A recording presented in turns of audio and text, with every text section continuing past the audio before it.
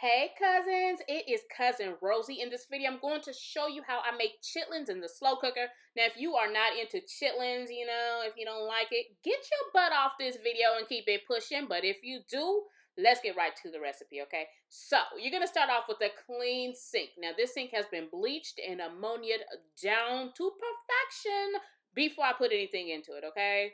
So, I have the chitlins in there. I'm going to be making 10 pounds. Once you're done cleaning, you'll probably be left with like 5 pounds. That's just how it is, okay?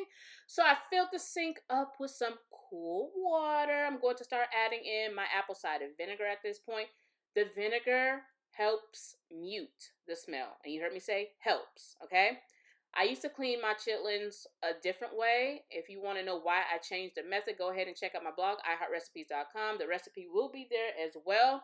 And now I'm going to actually start cleaning the chitlins. Now, you seen how dirty it was. You know what chitlins are. If you don't, you better Google. Okay, I ain't about to get into all that. But what you need to do is just make sure the chitlins are clean. So remove all that nasty membrane and toss it, okay? Just like I'm doing there. Okay, and I actually go one by one through each chitlin. So for these 10 pounds of chitlins that I cooked, or should I say cleaned, it actually took me several hours to make sure they were clean because, yeah, I don't play when it comes to the cleaning part, okay? So once we're done cleaning the chitlins, I'm going to head over to my slow cooker. Now, I'm only going to be using my four quart slow cooker. If you want to make more chitlins, you can. You'll just need a bigger slow cooker.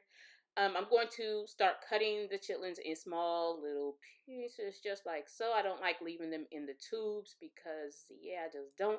Once all the chitlins are in there, I'm going to add in some regular water. Now, if you don't want to use regular water, you can use chicken broth, but I'm going to use regular water, and you'll see the seasonings that I'll add next. Starting off with my seasoning salt. So we're going to sprinkle the seasoning salt in there and tell our ancestors say, that's all right, my child. That's enough. And then we're going to go to the next season, which is going to be garlic salt, okay? So once the garlic salt is in there, I'm going to also sprinkle in some pepper. So I have my black brown pepper here. And then I'm also going to start sprinkling, or actually, you know what I'm going to do? I'm going to toss in some chicken cubes, okay? For more flavor. So if you added chicken broth, you don't need the chicken cubes, okay? So now I'm going to spice it up a bit, and I like to add red pepper flakes. I usually also add jalapenos, but I didn't have any on hand, so I just added more red pepper flakes for the sake of this video.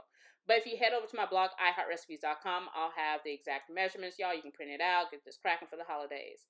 So once all the seasonings are in there, you know what? I'm going to give everything a stir, but not everything is in here at this point. I almost forgot to add one of my key ingredients, and that is minced onion. So the minced onion is going to add flavor, and it's actually going to help mute the smell of the chitlins while it cooks, okay?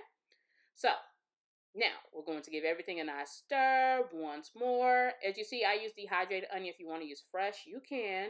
Just stir everything until well combined. And then we're going to add the lid on top of the slow cooker, and we're going to let this cook on high for 6 hours. Okay, again, we start off with 10 pounds. We probably have between 5 to 7 after cooking.